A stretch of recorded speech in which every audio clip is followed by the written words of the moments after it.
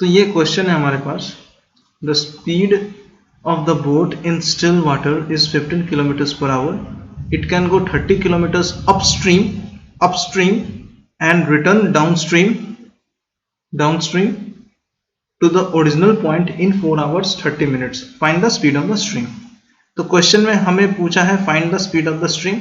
तो सबसे पहले हम लोग लेट करेंगे, let the speed of the stream equal to x kilometre पर आवर।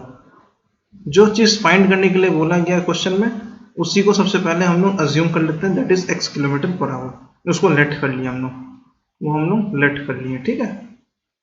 अब ये बोला है कि the speed of the boat in still water. अब बोट जो है वो पानी में मूव करता है, पानी का भी अपना कोई स्पीड हो सकता है। यदि बोट जो है वो पानी में मूव कर रहा है और पानी का कोई स्पीड नहीं है तो उसको हम लोग कहते हैं still water. Still water that means पानी का अपना कोई स्पीड नहीं है। तो बोट का जो स्पीड है in still water that is 15 kilometre per hour. तो यदि बोट के साथ साथ यदि पानी भी मूव कर रहा है तो पानी का भी वेलोसिटी को हमको बोट के साथ ऐड या सब्सट्रैक्ट करना पड़ेगा रिलेटिव वेलोसिटी निकालने के लिए। तो दो कंडीशन बनता है, एक अपस्ट्रीम और दूसरा डाउनस्ट्रीम। एक होता है अपस्ट्रीम यानी कि जब बोट विपरीत दिशा में, रिवर का या वाटर का विपरीत दिशा में अगर बोट मूव कर रही है तो उसको हम लोग अपस्ट्रीम कहते हैं। मतलब यदि रिवर इस डायरेक्शन में फ्लो कर रहा है और बोट उसके ऑपोजिट डायरेक्शन में फ्लो कर रहा है, so this is the opposite direction in दोनों केस में, तो इसको हम लोग कहते हैं अपस्ट्रीम। इस कंडीशन में क्या होता है कि हम लोग बोट का जो भी स्पीड है 15 से हम लोग रिवर का स्पीड जो भी है x उसको माइनस कर देते हैं। तो ये होता है अपस्ट्रीम। अपस्ट्रीम का केस में speed of the boat 15 minus x kilometre per hour हो जाएगा। डाउनस्ट्रीम में क्या होता है कि बोट और रिवर दोनों ही एक ही डायरेक्शन में फ्लो कर रहा है, तो दोनों के केस में क्या होता है, जो बोट का जो स्पीड है वो बढ़ जाएगा, इंक्रीज करेगा किलोमीटर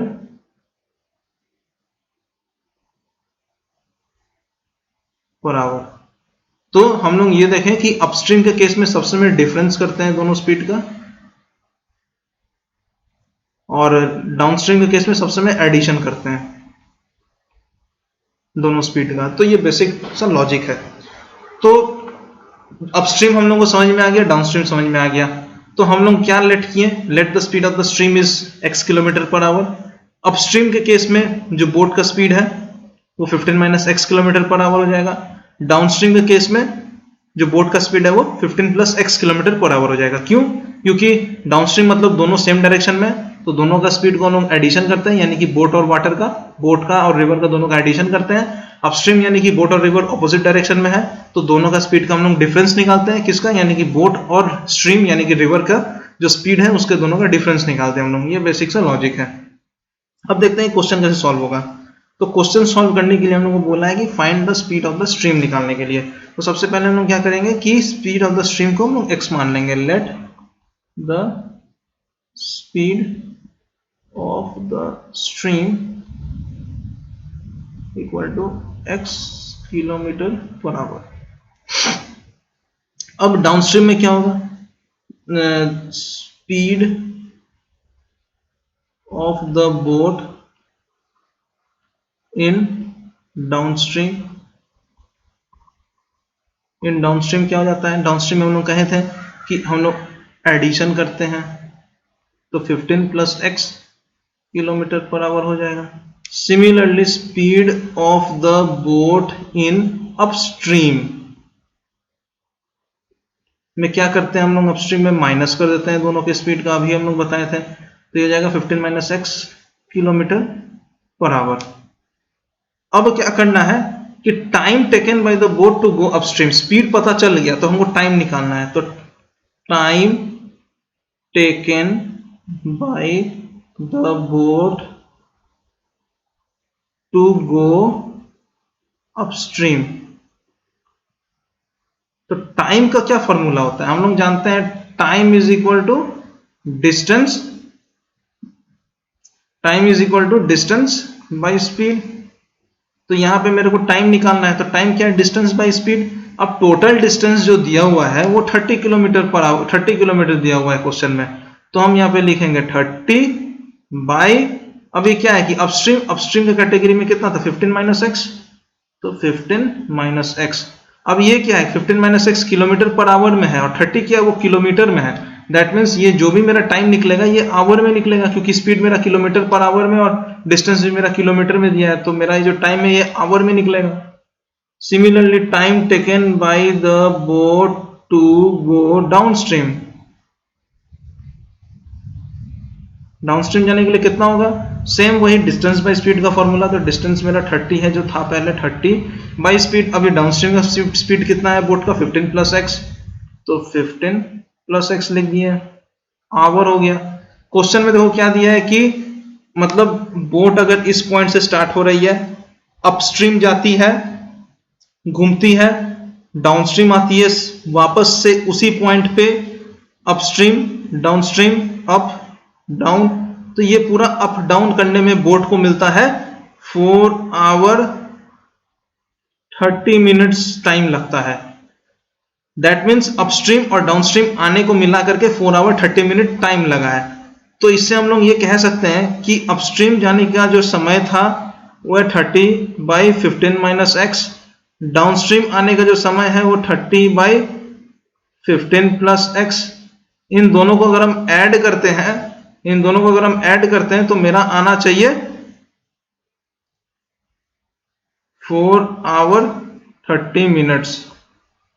ये मेरा इक्वेशन फॉर्म हो गया। इस इक्वेशन को यदि हम सॉल्व करेंगे तो मेरे को x का वैल्यू निकलेगा। x मेरा क्या है, स्पीड ऑफ द स्ट्रीम हमने अज्यूम किया था x को यहां से, तो मेरे को अब इस x के वैल्यू को निकालना है। अब इस इक्वेशन को लेके हम नेक्स्ट पेज में चलते हैं। तो इक्वेशन मेरा आया था 30 by 15 minus x plus 30 by 15 plus x is equal to 4 hours 30 minutes, 4 hour 30 minutes. यही था मेरा प्रीवियस पेज से जो इक्वेशन आया था मेरा यही था। अब ये जो 4 आवर 30 मिनट है इसको हम ऐसे भी लिख सकते हैं सिर्फ मिनट्स में, 4 इंटू 60 प्लस 30, इतना मिनट्स हम लिख सकते हैं। लेकिन ये पूरा जो है 15 minus x kilometre per hour में, 15 plus x kilometre per hour में, तो मेरे को यहाँ पे टाइम भी मेरे को किलोमीटर में चाहिए। ये पूरा भी मिनट्स में है, मिनट्स को अगर हम 60 से डिवाइड कर दे तो मेरे को आवर्स मिल जाएगा।